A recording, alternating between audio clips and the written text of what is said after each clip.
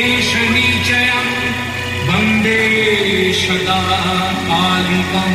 हे महासर्वमङ्गला করুণাময়ী করাল বদনী সংকটমোচনী মা, তোমার প্রসাদকে কৃপা করো, তোমার প্রসাদকে কৃপা করো মা।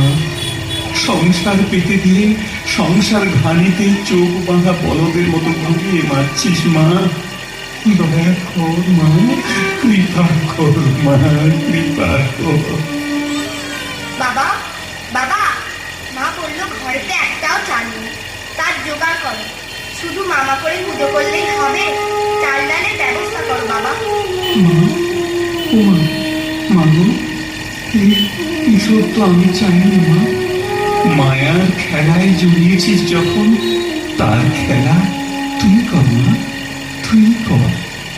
আমি দুঃখে দাঁড়াই, আমি দুঃখে দাঁড়াই, তবে দিও দুঃখ আর কত চাই। আমি দুঃখে দাঁড়াই, আমি দুঃখে দাঁড়াই।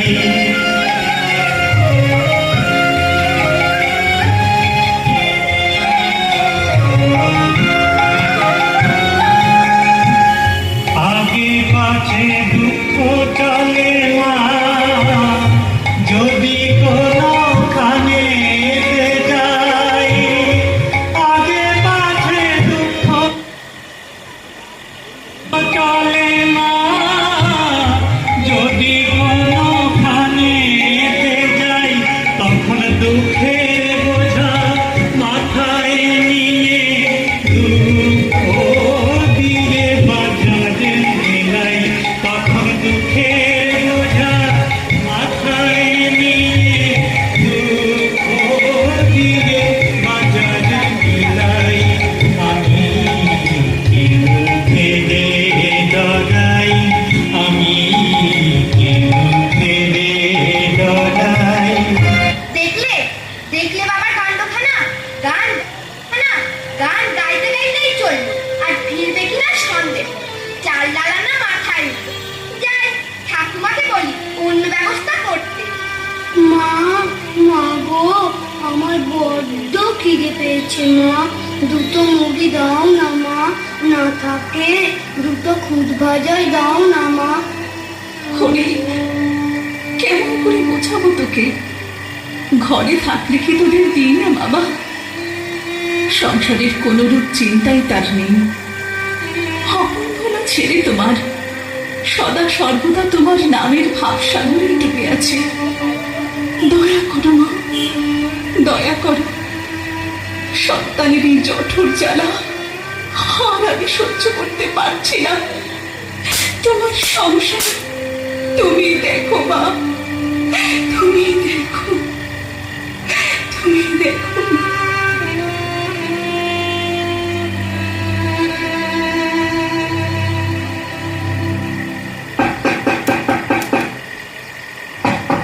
ঘরে কে আছো গা? দরজা খোলো না। হ্যাঁ গা, এটাই কি পেশার ঠাকুরের বাড়ি? তুমি কে গা? আমি গো আমি। আমায় তুমি চিনতে পারবে না, আমি গিরিবাগদির মেয়ে। পথে পেশার ঠাকুরের সঙ্গে দেখা হলো, আমায় বললে তুই ওদিকে যাচ্ছিস, ধামার এই জিনিসগুলো বাড়িতে একটু পৌঁছে দিবি। আমি বললাম কেন পারবনি, দেখো বাপু আমি বাগদির মেয়ে, তোমার জিনিসের ছোঁয়া লাগলে দোষ হবে নি তো। পেশার ঠাকুর বললে আমার মায়েরও কোনো জাত নেই। এখন বলো দেখি জিনিসগুলো কোনখানে রাখবো? আচ্ছা, তোমার মুখটাও ঘেমে লাল হয়ে গেছে। ওই ওই দড়িতে রেখে এসো, একটু জল খেয়ে যাও। তা যা বলেছ, তেষ্টায় গলাটা একেবারে শুকিয়ে গেছে। দেখো মা দেখো, বাবা কত কি পাঠিয়ে দিয়েছে। মুড়ি, মুরগি, চাল, আনাজ, কাপড়, গামছা, মিষ্টি, কত কিছু। আমার একটু মুড়ি মুরগি মিষ্টি দাও না মা, বড্ড খিদে পেয়েছে, আর থাকতে পারছি না মা। আহা, বাচ্চার মুখটা বড্ড শুকিয়ে গেছে গো।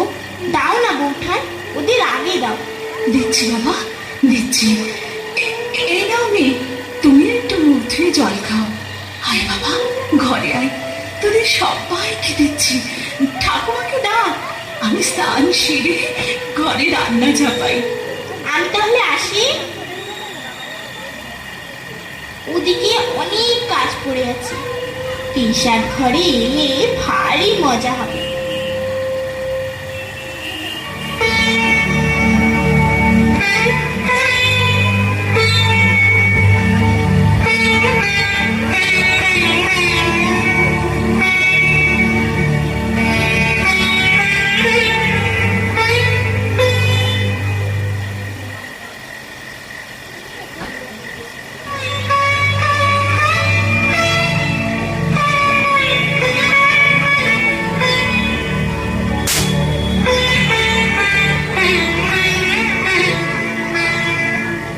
সর্বাণী,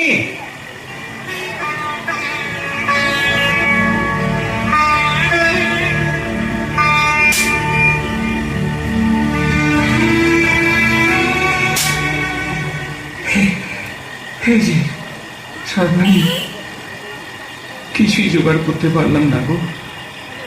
দেখো, আমরা না হয় জল খেয়ে কাটাবো, কিন্তু বাচ্চাগুলোর মায়ের কি হবে বলতো? সে কি গো, তুমি যে ধামা ভর্তি করে বাগদিনীর হাত দিয়ে এত জিনিস পাঠালে? হ্যাঁ, সে কি? কি বলছো তুমি? কই কই, চলো তো দেখি। এই যে এই দেখো। সর্বাণী, এসবই মায়ের ইচ্ছা। আমাদের এই দুঃখ কষ্ট মা সহ্য করতে না পেরে। সর্বাণী, সর্বাণী, এদিকে এসো। ওই দেখো, ওই দেখো, দেখো দেখো, মায়ের মূর্তির কাঁধে গামছা। স্বয়ং মা বাগদিনের রূপ ধরে আমাদের অন্ন দান করে গেল গো, আমাদের অন্ন দান করে গেল।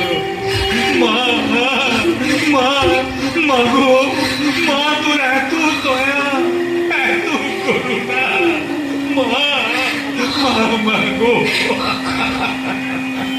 কাজ কি মা সামান্য ধনে, কাজ কি মা সামান্য ধনে, কাজ কি মা সামান্য ধনে। ওকে কাজে গো তোর ধনে বিহানে, কাজে গো তোর ধনে বিহানে, কাজ কি মা তোর সামান্য ধনে, কাজ কি মা সামান্য ধনে, কাজ কি মা সামান্য ধনে, কাজ কি মা সামান্য ধনে।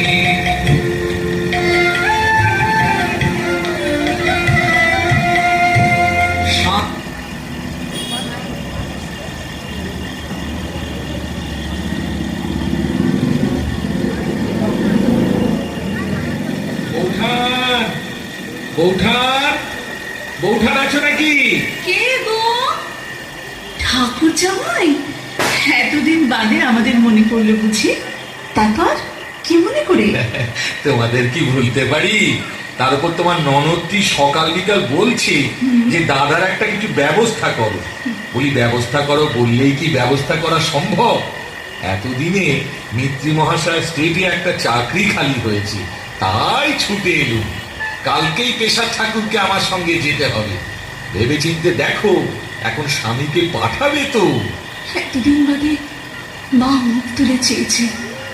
আমাদের যত কষ্টই হোক ঠাকুর জামাই, আমি তাকে ঠিক বুঝিয়ে সুঝিয়ে পাঠাবই। এই যে তুমি এসে গেছো, দেখো না ঠাকুর জামাই তোমার একটা চাকরির ব্যবস্থা করেছে। তোমার কোনো অজুহাতে আজ আমি শুনবো না। এই সুযোগ ছিল না গো। তোমরা যখন সকলেই চাইছো, আর ইচ্ছাময়ী মায়েরও যখন ইচ্ছা হয়েছে, তখন তো আমাকে যেতেই হবে। এইবার দেখি আমায় ছেড়ে মা কতদিন একলাটি থাকতে পারে। বাঁচালে ভাই পেশাদ, তোমার দিদির গঞ্জনার হাত থেকে তো আমি বাঁচলুম। বাবা, এখন মন দিয়ে যদি কাজকর্মগুলো করো তাহলেই আমার বাপের ভাগ্য।